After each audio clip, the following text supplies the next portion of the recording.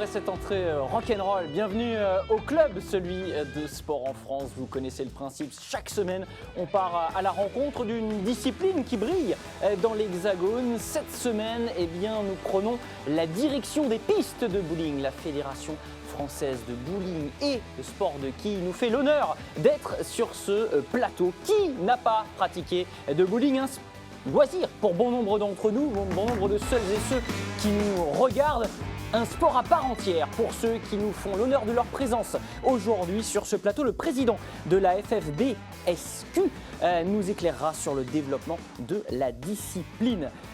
Qui dit sport à part entière dit une pratique d'élite, évidemment. Élite jeune en plus sur ce plateau. Alexandra Lopez d'Andrade et Valentin Saunier, membres de l'équipe de France, sont présents parmi nous et nous parlerons justement de leur venue à cette discipline et de la manière dont ils arrivent à la pratiquer à très haut niveau. On les a vus brièvement à l'issue de ce sommaire. Alexandra, bonjour. Membre de l'équipe de France, donc je le disais, avec Valentin, même âge, 23 ans tous les deux. Bonjour Valentin. Oui, bonjour. Et membre, l'un et l'autre, du CREPS de Toulouse, où vous peaufinez… Du Pôle France. Du Pôle France, voilà, oui. Qui est accueilli au CREPS de Toulouse. Oui, exactement, qui est accueilli au CREPS de Toulouse. C'est là où se trouve désormais le siège de votre fédération. Président Grandin, qui est avec nous aujourd'hui. Ouais. Comment allez-vous ? Bien, bonjour. Et merci de nous accueillir et de nous recevoir pour c'est un plaisir. Effectivement que nous parlions de notre fédération. C'est un grand plaisir effectivement de vous recevoir aujourd'hui. On va parler évidemment de l'organisation de cette fédération, de ce qui peut faire sa force aujourd'hui, cette élite qui est parmi nous notamment aujourd'hui, et de la manière dont elle envisage son développement, sa pérennité à l'avenir. Juste avant ça, ma petite rubrique préférée, c'est comme ça que j'aime rentrer dans les pratiques des sportifs qui nous accompagnent en parlant et de leur outil de travail, ce fameux objet du désir.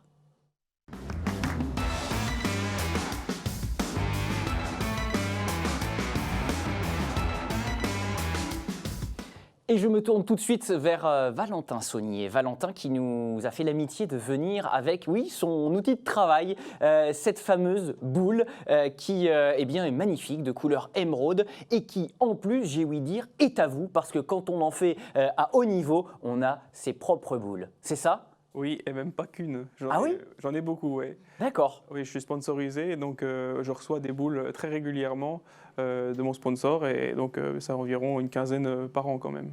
Alors, si nous, pratiquants loisirs, c'est-à-dire ce qui concerne énormément de Français qui ont tous touché forcément une boule de bowling, le pratiquons en voyant des boules de différents poids, pas taille, mais différents poids, un peu de taille aussi. Vous, c'est standardisé ? Dites-nous. Alors, toutes les boules ont la même taille, même ouais. circonférence. Il y a une limitation d'écart sur la taille, mais c'est toute la même taille, la même circonférence. Après, le poids, il varie de 6 à 16 livres dans tous les bowling que vous pouvez fréquenter. Ce qui fait combien en kilos à peu près ? 2,7 kg pour 6 livres et puis jusqu'à 7,3 kg pour 16 livres. Moi, personnellement, j'utilise du 15 livres. Donc, c'est ce qu'utilise aussi Alexandra qui est là, 15 livres aussi, même si elle est beaucoup plus petite et moins forte que… Beaucoup plus petite quand même, oui, il n'y a pas un gros écart. C'est vrai, mais on utilise tous les deux le même poids et en fait, voilà, je choisis de jouer avec du 15 livres. Alexandra, le poids, il sert à quoi justement ? Dites-nous. C'est aussi, ça va impacter sur les quilles au fond, donc forcément on ne va pas avoir le même impact dans les quilles si on joue avec une 6 livres que si on joue avec une 15 livres. Après, c'est du confort aussi. Si on a une technique qui le permet de relâchement, en fait, le poids, on ne va pas le ressentir. Donc, c'est ce qui permet, moi en tant que fille, de jouer avec le même poids que Valentin. Puis après, c'est selon les choix des joueurs, surtout du confort. Et des sensations, effectivement. Alors, on va parler de votre pratique, de votre manière aussi de vous entraîner au quotidien. Avant cela, On a vu et on va voir là des images de ces lancers et surtout de ces effets. On a évidemment le sentiment de ne pas du tout faire la même discipline que vous quand on joue. Vous avez des boules différentes, dites-nous. Est-ce que ce sont les mêmes que les pratiquants lambda pour donner autant de spin, là, cet effet incroyable que vous mettez dans la boule parce que vous la placez au centimètre près, cette boule? Oui. Oh, ok, on n'a pas les mêmes boules, mais en tout cas, c'est pas une excuse totalement. Cette boule-là, je peux l'envoyer très bien droit, comme vous le faites. D'accord. C'est sûr que c'est des matières différentes.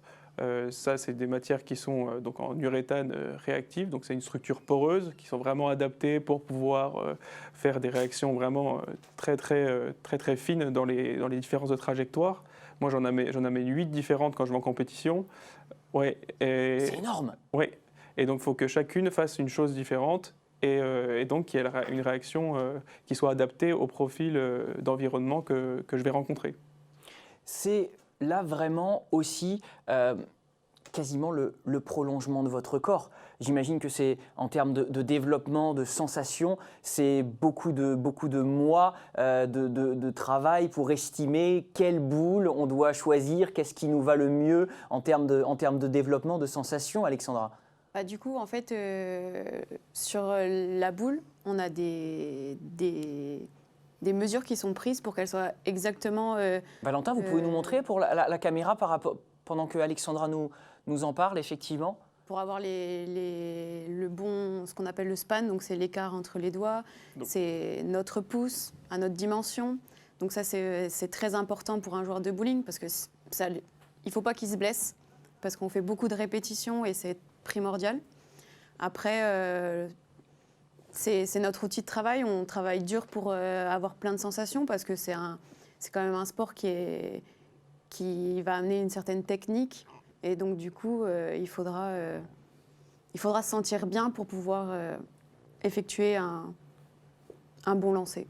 Cette technique, vous le connaissez, Gaëtan Mouvroux s'est confié, votre partenaire en équipe de France, auprès de notre reporter Fabien Lourme, la technique de ce fameux lancer. On y reviendra juste après cette séquence, si vous le voulez bien. C'était la chronique Le Geste Parfait.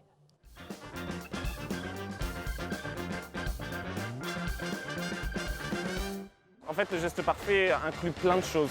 Nombre de pas, position de corps, la main, et après des maîtrises de paramètres, la vitesse, les rotations, la profondeur de pose, à quelle distance on va poser la boule, le matériel, les surfaces sur les boules. Il y a beaucoup de paramètres qui rentrent après dans le geste parfait.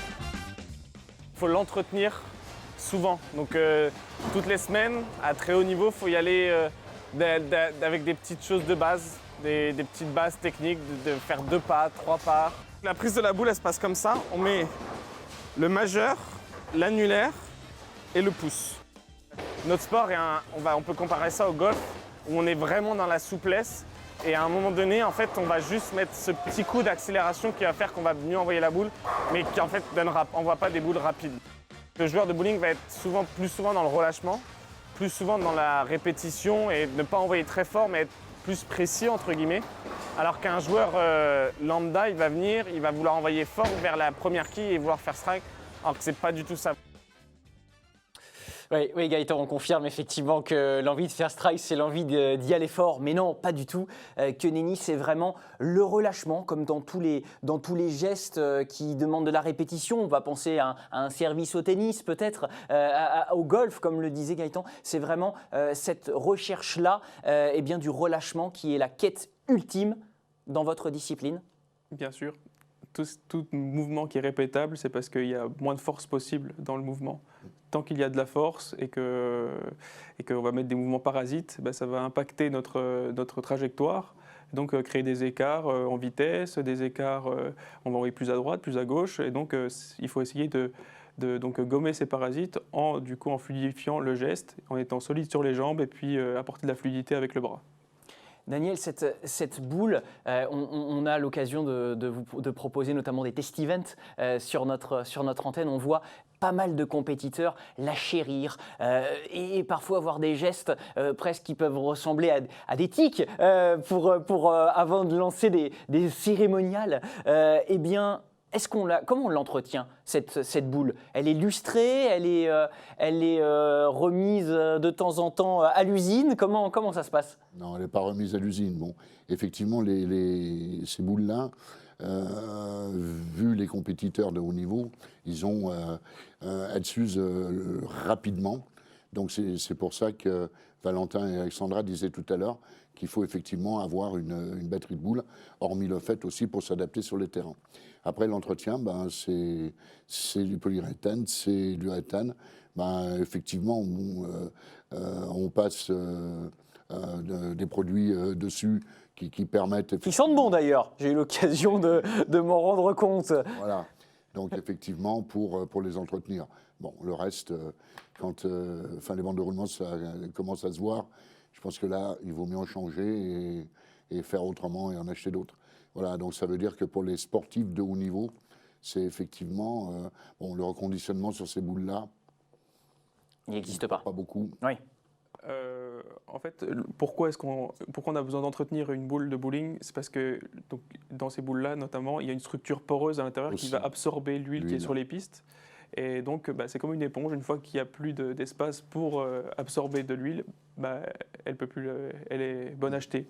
Ou alors, il y a des services d'entretien avec des magasins spécialisés qui peuvent rénover ça. Mais nous, on l'utilise carrément pas à haut niveau. On préfère en reprendre une autre parce qu'on en a la possibilité avec des sponsors, avec des magasins qui sont partenaires aussi. Bien sûr. Alexandra, en un mot, alors qu'on a vu des images du Masters 2015, vous n'êtes pas loin de réaliser un sans faute, Valentin. Alexandra, un petit mot pour les béotiens, ceux qui ne connaîtraient pas le bowling, les règles en quelques mots pour réussir à remporter toutes les compétitions qui passent, enfin déjà une. Donc en fait, il faut savoir qu'on a une piste. Oui. Donc du coup, il y a une approche. Et au bout de cette approche, il y a une ligne noire et c'est la ligne de faute. Alors pour que le lancer soit comptabilisé, il ne faut surtout pas la dépasser ou marcher dessus. Ou la mordre. Ouais. Voilà, c'est ça. Donc ça, c'est déjà primordial. Après, pour gagner, ce serait mieux de faire des strikes, donc c'est-à-dire d'enlever toutes les quilles en un seul coup. Et après, sinon, on peut faire aussi des spares. Donc ça, c'est envoyer la première boule et avec la deuxième, enlever toutes les autres. 2 boules par frame. C'est ça, qui sont donc des manches. On joue un petit peu comme un cycliste qui fait un contre-la-montre, c'est-à-dire seul contre ce score-là, ce score inoubliable à faire, ou est-ce qu'en même temps, les adversaires jouent en simultané? Il y a différentes façons de voir les choses. Moi, je suis dans le genre à ne pas trop me préoccuper de ce que font les autres. Sur votre piste? Voilà, sur ma piste. Mon score, s'il est suffisamment bon, je gagnerai. Sinon, tant pis. Après, il y a des confrontations directes, donc des matchs vraiment 1 contre 1 où c'est le score contre celui de son adversaire sur la même piste. Donc du coup, là, oui, forcément, on va regarder beaucoup plus l'autre, ce qu'il fait, et donc profiter des erreurs qu'il va faire, et puis nous, faire des bons lancers pour le battre. On parlait de cette routine qui peut aussi des fois confiner à l'aide à la concentration. On recevait il y a quelque temps des champions du monde de tir à l'arc.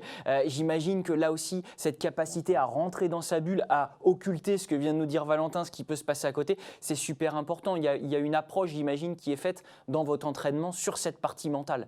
En fait, il faut savoir que le bowling, c'est aussi un sport qui demande beaucoup de préparation mentale. Donc en fait, c'est pour ça qu'on a des routines de préparation avant chaque lancer. Donc en fait, il faut qu'elles soient identiques à chaque fois, ce qui va nous permettre pour chacun, ça va être des outils très différents. Moi, par exemple, c'est de rester dans le moment présent. Donc pas me dire, oh là là, il faut que je fasse le strike, parce que si on veut quelque chose, c'est très dur comme on disait, il faut que ça soit dans la répétition, donc il ne faut pas de gestes parasites. Et donc, du coup, on s'approprie cette routine-là, qui est différente sur chaque joueur. Et c'est ce qui nous permet de nous mettre dans une bulle, dans un confort. Et c'est primordial pour un sport qui demande beaucoup de concentration. Une question sur cet entraînement. Est-ce que ce geste qui est fondamental, Valentin, vous le séquencez à l'entraînement? Est-ce qu'il est découpé ou est-ce qu'il est considéré comme un tout, y compris dans la préparation physique? Est-ce que vous le considérez en tout ou est-ce que vous travaillez sur le départ, le deltoïde, le travail, l'accompagnement sous des entraînements ludiques et différents? Comment ça se passe? Alors, c'est très intéressant d'en parler parce que dans l'apprentissage, c'est beaucoup plus simple de le découper parce que forcément, si on travaille tout d'un coup, les sensations, elles se mélangent et on est un peu perdu très très vite. Alors oui, c'est une très bonne technique de travail de découper son mouvement pour pouvoir le perfectionner partie par partie. Alors quel moment si vous le découpez vous, parce que vous le faites au très haut niveau? Pour moi, le plus simple, c'est déjà de commencer avec une bonne position et de finir avec une bonne position. Après, le reste, au milieu de ça, bon, ça se fera en fonction du style du joueur. Mais déjà, si on finit avec une bonne position de la main, et puis un départ qui est facilement répétable, et bien après, normalement, ça se met en place correctement. D'accord, il n'y a plus qu'à viser. Mais ce n'est pas forcément le plus simple. Viser juste, c'est l'objectif évidemment de la Fédération française. Fait décodage, sans plus tarder.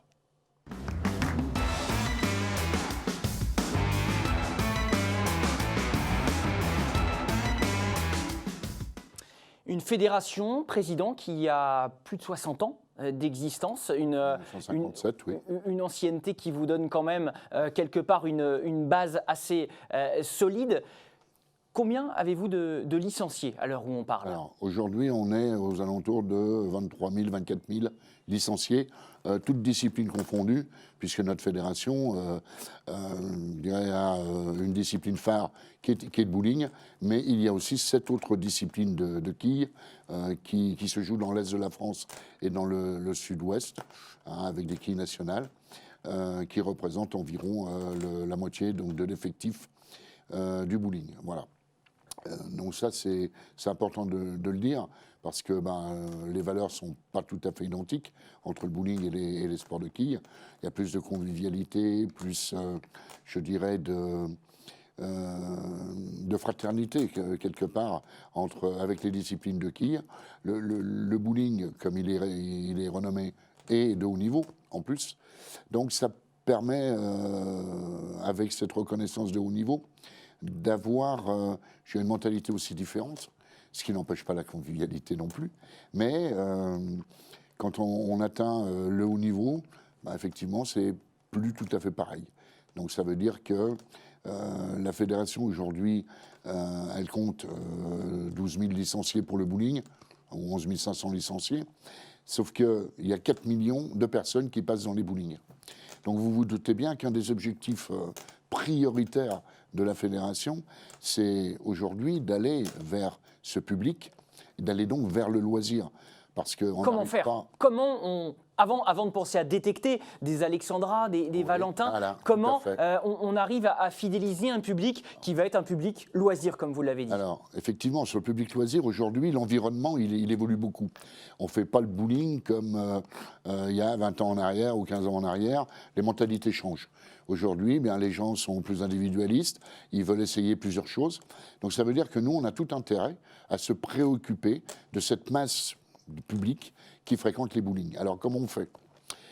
Il faut qu'on compte sur nos clubs. Et demain, l'avenir de notre fédération, elle passe automatiquement par les clubs. Ça veut dire qu'il faut aussi que les clubs s'investissent, les comités départementaux, les ligues, c'est la structure pyramidale. Donc Mais on ne le sait pas. On a tous connaissance des structures privées. Je ne savais pas qu'il y avait des clubs de bowling. Mais vous venez de toucher un point qui est plus que sensible, parce qu'on a besoin du public, bien sûr, mais le public, il va dans des centres, et ces centres, ils sont privés. Alors effectivement, nous avons les constructeurs qui sont très proches de la fédération, les constructeurs de pistes, de centres de bowling, et aujourd'hui, il faut qu'on ait vis-à-vis des exploitants, donc des directeurs de centres et des centres de bowling, une véritable politique très ouverte sur les centres de bowling. Parce que l'avenir, il est aussi chez eux. C'est-à-dire que nous, si on veut implanter nos clubs, nos écoles dans les bowlings, il faut effectivement trouver un partenariat avec le centre. Et ce partenariat avec le centre, il faut qu'il y ait un dialogue serein, entre la fédération et les clubs et les exploitants de bowling. Étude de cas. Valentin, comment êtes-vous venu au bowling? Vous êtes tombé dedans quand vous étiez très petit? Comment ça s'est passé? Oui, j'étais quand même très petit, ouais. J'avais 6 ans. La première fois où j'étais vraiment intéressé pour m'inscrire, parce que j'étais venu, comme tout le monde, jouer avec ma famille. Oui, mais d'accord, mais il n'y avait pas le côté les parents ont un bowling. Voilà, c'était seulement de la découverte loisir.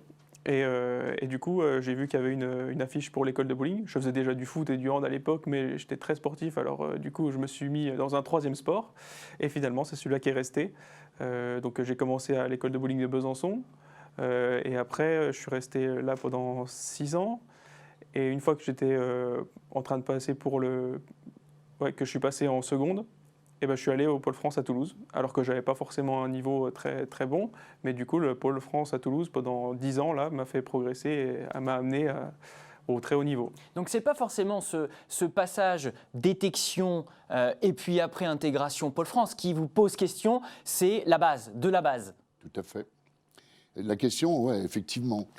Il faut qu'on augmente, quoi qu'il en soit, la base. Et ne pas imposer aux gens de devenir un bowling de compétition du jour au lendemain. C'est pas possible. Il y a des gens qui veulent effectivement du loisir, s'amuser, prendre conscience que le bowling, c'est aussi un jeu. Et qu'à partir de ce moment-là, si les clubs font leur boulot, ils peuvent les accrocher, ils peuvent discuter avec eux, tant pour cela qu'il y ait une structure des clubs, qu'il y ait des animateurs, qu'il y ait des gens formés qui puissent répondre aux besoins de cette nouvelle clientèle.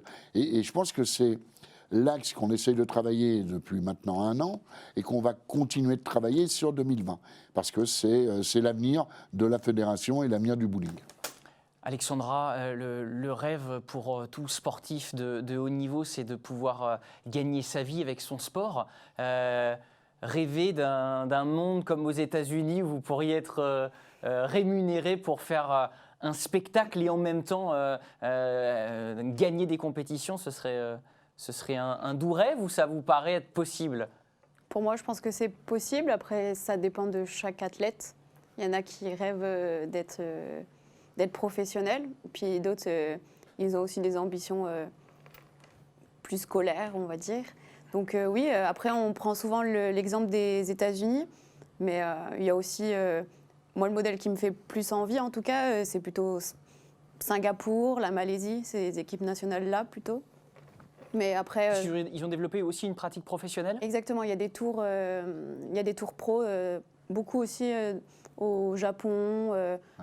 C'est vraiment plus qu'aux États-Unis qu'on pratique cette discipline en tant que professionnel. Alors, pas de championnat professionnel. En revanche, vous avez une superbe vitrine avec des mondiaux juniors. En 2019, une finale notamment à Paris.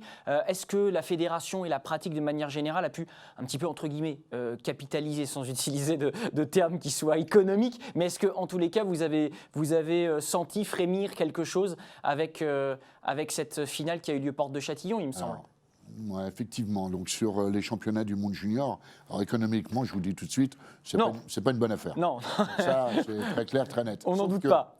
Sauf que on ne peut pas parler que du domaine économique. Il faut parler de l'image qu'on a donnée à côté. Et cette image-là, c'était en gros 800 personnes dans des gradins, 2 pistes montées pour la finale, avec la participation de World Bowling, qui est la fédération internationale. Donc je pense que là, on a eu une image forte de ce que peut être le bowling de demain. Ça veut dire peut-être pas des grands championnats dans des bowlings, mais peut-être ouverts à la population sur des sites qui ne sont pas des centres de bowling, notamment pour les finales, j'entends bien. Les éliminatoires, c'est un autre problème. Mais les finales, demain, je sais que sur Dubaï ou autre, il y aura des finales de ce même style qui seront organisées par World Bowling. Cette passerelle-là, elle vous tient à cœur. Hein. Grand public et capable de voir à la fois de l'élite et en même temps de s'essayer sur des sites... De s'essayer sur les sites, ça sera un autre problème. Non, enfin de s'essayer en parallèle, de goûter à ce sentiment-là proche et puis de tenter leur chance. Vous avez dit tout à l'heure, le bowling c'est un spectacle. Hein, c'est quoi la question que vous avez posée à Alexandra? Et si vous vouliez comme spectacle? Oui, le bowling c'est un spectacle aussi. Ça veut dire que, eh bien, les athlètes qui sont là, ils sont capables de donner des sensations en jouant. Et je crois que c'est l'essentiel. Il est là. Donner l'envie de. Parce que beaucoup, y compris dans nos entourages, disent tiens, ce soir on va se faire un bowling. Oui, moi j'étais au cinéma.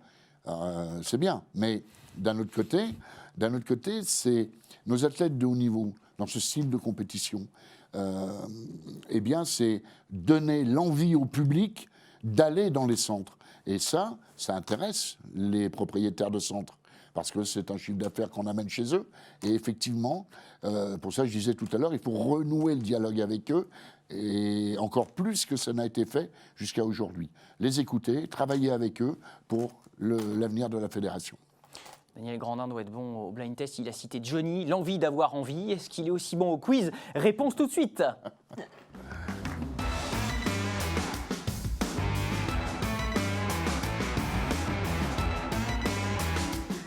C'est la tradition de Club Sport en France, un petit quiz pour terminer notre émission, pour vous saluer comme il se doit.